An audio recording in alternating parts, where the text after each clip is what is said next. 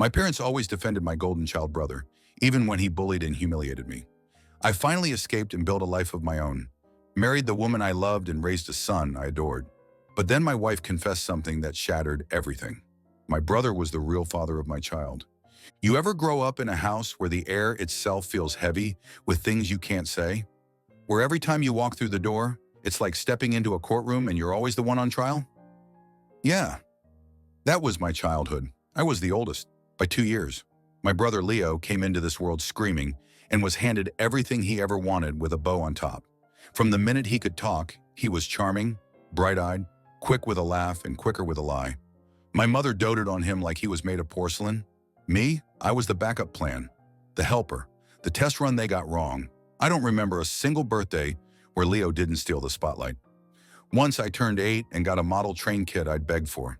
Before I even got the first piece out of the box, Leo was crying because he didn't get one either. Mom looked at me and said, "You've had your turn," and handed it to him. That was the last time I asked for anything. It didn't matter what I did. Good grades, clean room, quiet manners. I was invisible next to Leo's chaos. He wrecked a bike. I got scolded for not watching him. He failed a math test. I was told to help him study more. Once he punched me in the stomach so hard I puked. I told Mom, and she said, "A boy's roughhouse. Don't be dramatic." But Leo knew. He knew there were no consequences, so he took everything from me with a smirk. My toys, my peace, my dignity. He'd whisper insults at the dinner table when no one was looking. He'd hide my homework, tear my books, blame his messes on me, and smirk like it was a game. And when I tried to defend myself, "Stop trying to make your brother look bad," Mom would say. "He's younger than you. Set an example." So I stopped fighting. I became quiet, calculated. I did everything I could to disappear and still be good. I got straight A's. I did the dishes without being asked.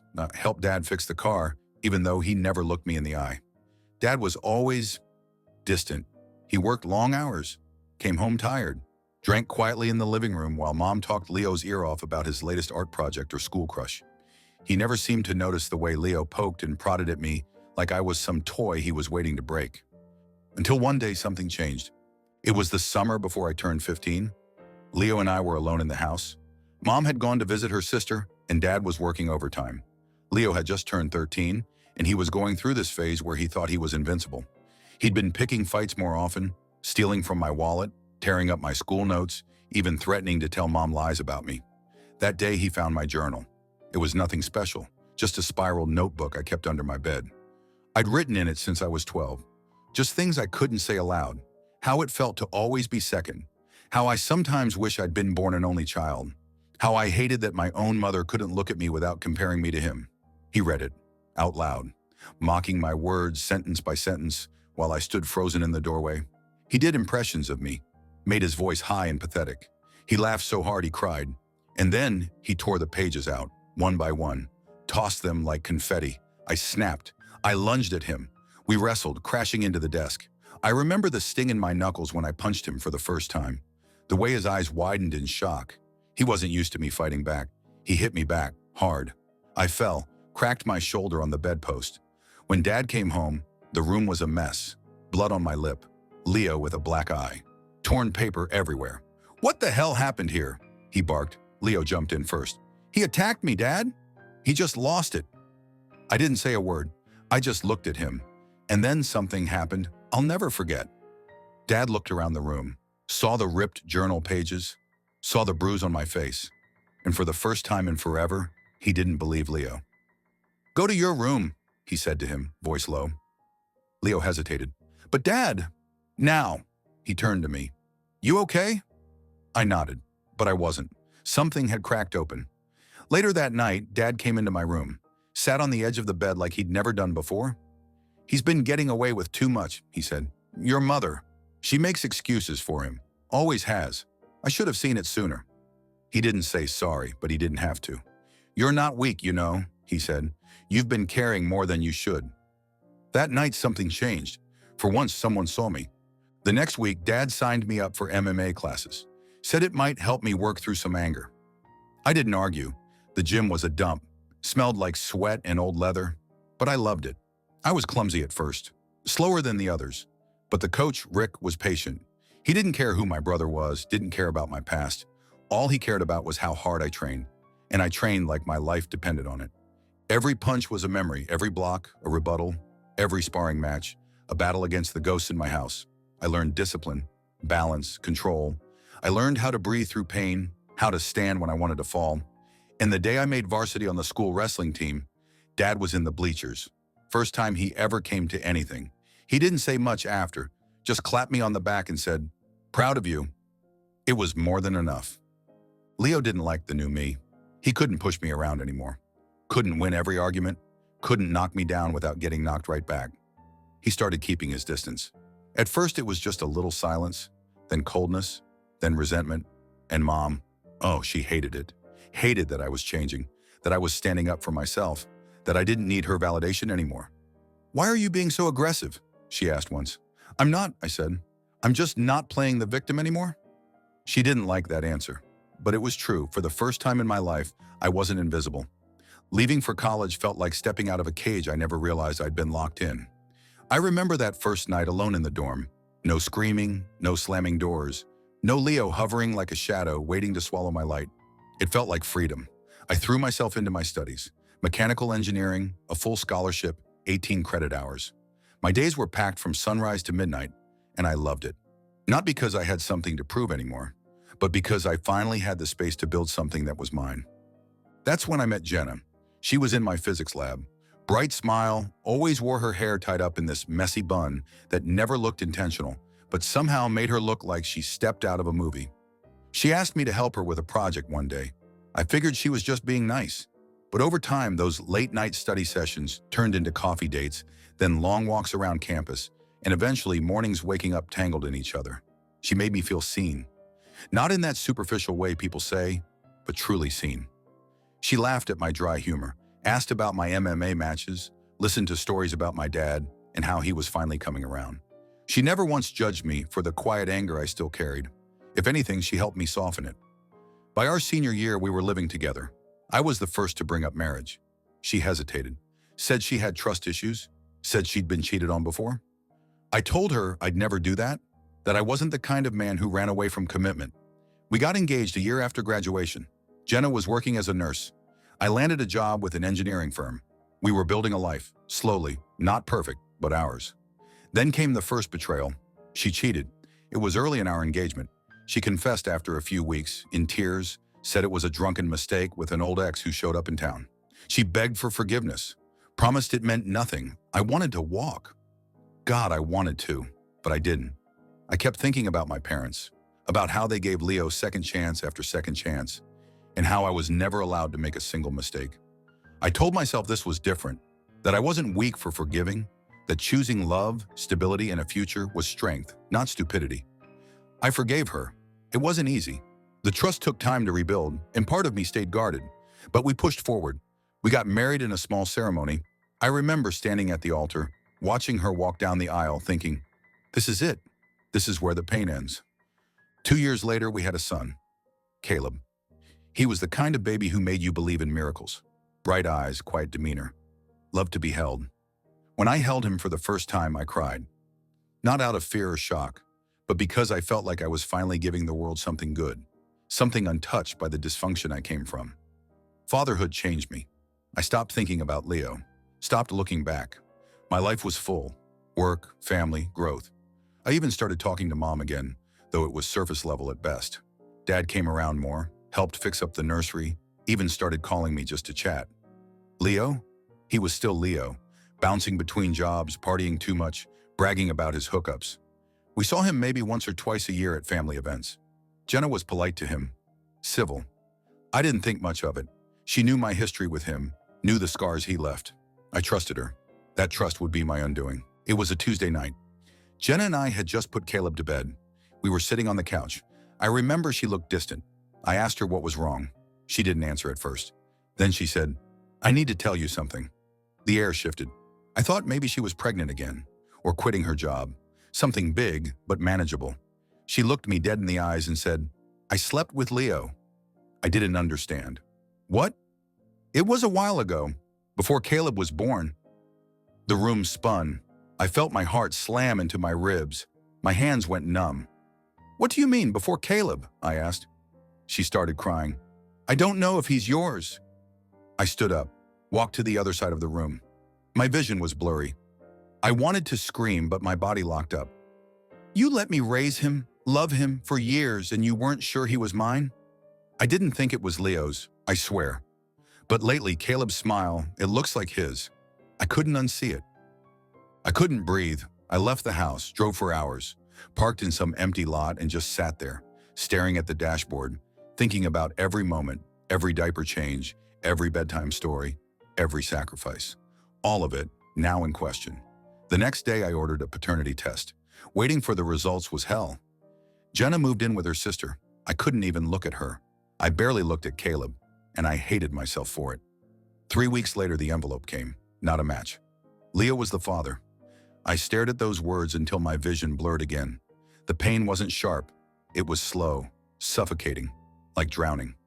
I didn't break things. I just sat down in the hallway, back against the wall, and let the silence eat me. Everything I'd built, my marriage, my family, my peace, it wasn't real. It was borrowed, stolen. And the thief, it was my own brother. The same brother who'd tormented me as a child. The same brother whom my mother defended, even when he was monstrous. He had taken everything from me. Again. But this time, I wasn't going to let it slide. I didn't confront Leo right away. I needed time to think, to cool the fire under my skin, to understand how deep the rot went. But once the shock settled, I realized there was nothing left to salvage. Not with Jenna, not with Caleb, not with the illusion I'd clung to for too long. So I filed for divorce. I kept it clean. No screaming matches, no custody fights. There was nothing to fight over anymore. Jenna didn't contest it. Maybe she knew she'd broken something that couldn't be fixed. Maybe she was too deep in her own shame to argue. All I know is she signed the papers and disappeared. I didn't tell my parents at first. Not about the affair, not about Caleb. I didn't have the words yet, but they found out anyway. Mom called one morning, chirping on about how Leo was helping Jenna move into a rental house on the other side of town. Isn't that nice of him, she said. He's really stepping up. Maybe fatherhood will be good for him. I almost dropped the phone. What did you just say? Well, she didn't say it in so many words, but I can read between the lines. They've been spending a lot of time together. She's not living with you, so I hung up. My hands shook for hours afterward. The next weekend, I showed up at my parents' house unannounced. Dad opened the door. He looked surprised to see me. He stepped aside without saying a word. Mom was in the kitchen, humming as she stirred something on the stove. Leo was on the couch, shoes on the coffee table, flipping through channels like he owned the place. You got a second? I asked, voice flat. Leo grinned. Look who finally decided to show his face. You here to apologize or? I know. His smile faltered. About what? About you, and Jenna, and Caleb. The room went dead silent. Paternity test came back. He's not mine. He's yours. Mom dropped the spoon. It clattered against the tile. That's not funny, she said. It's not a joke. Leo sat up. Look, I don't know what she told you, but she told me the truth, and so did the DNA. I turned to my father. You want to say something? Or are we going to pretend this is fine, like we always do? Dad's jaw tightened. He looked at Leo, then at Mom. Finally, he said, Is it true?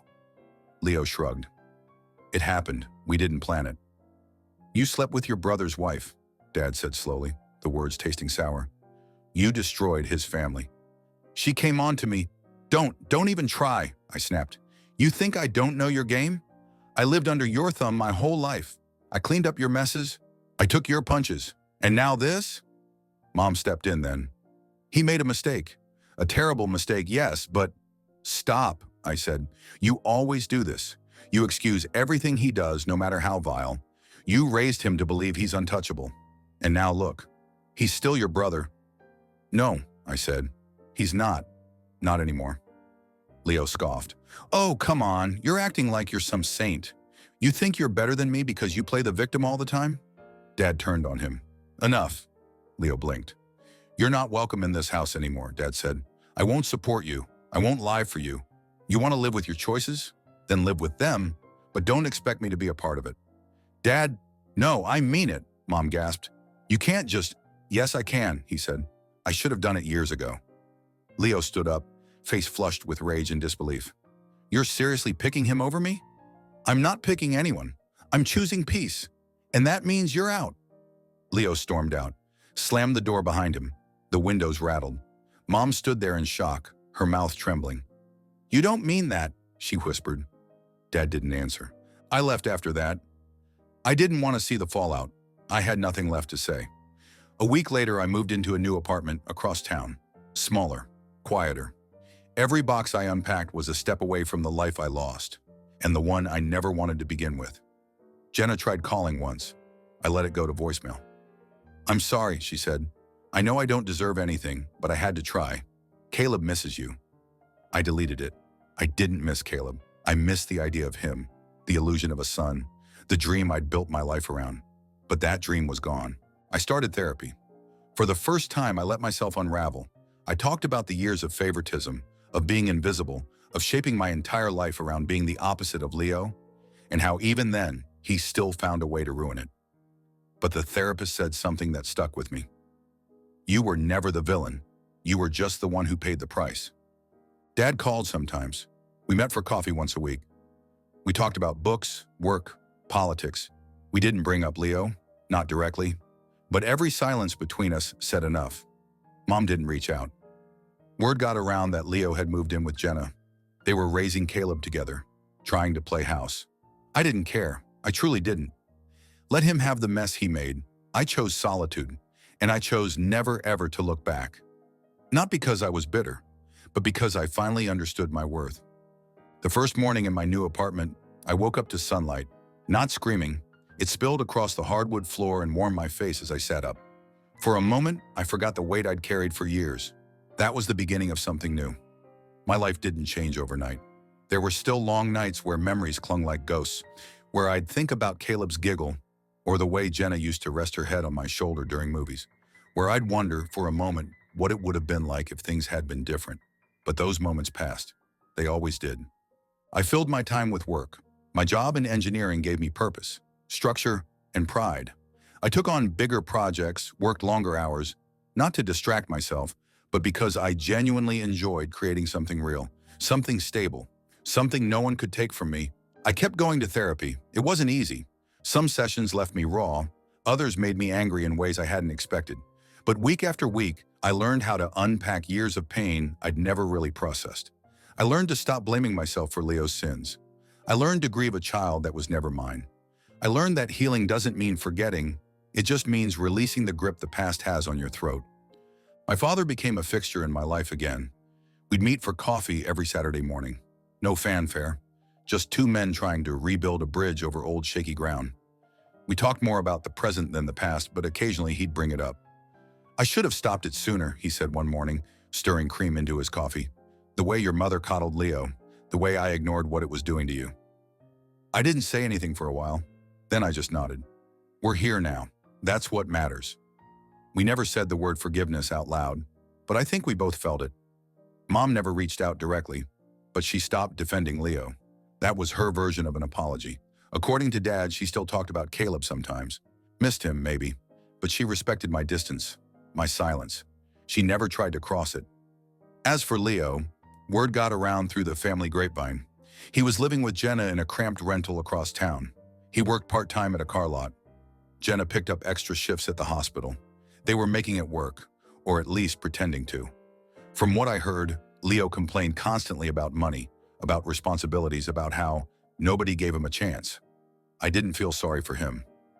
Okay, that's not entirely true.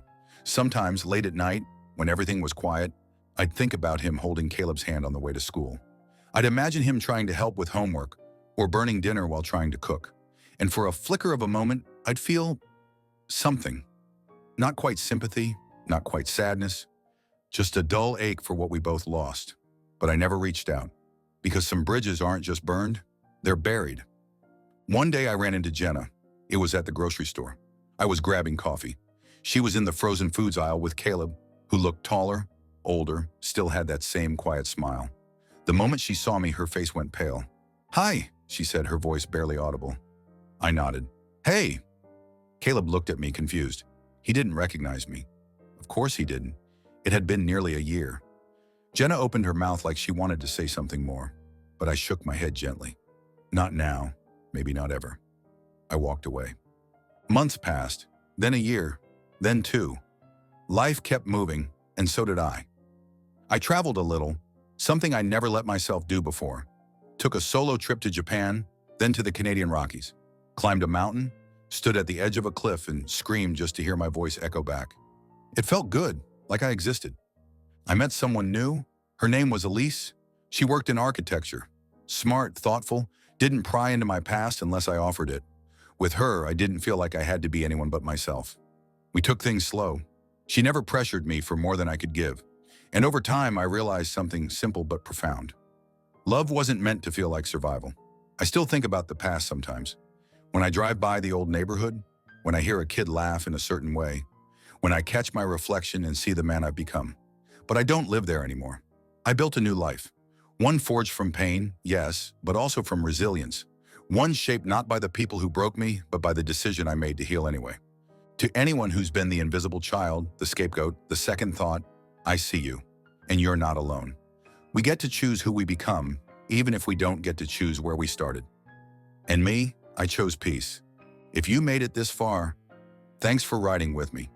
If you love real, messy, emotional stories like this, go ahead and hit subscribe. There's always another confession waiting in the back seat.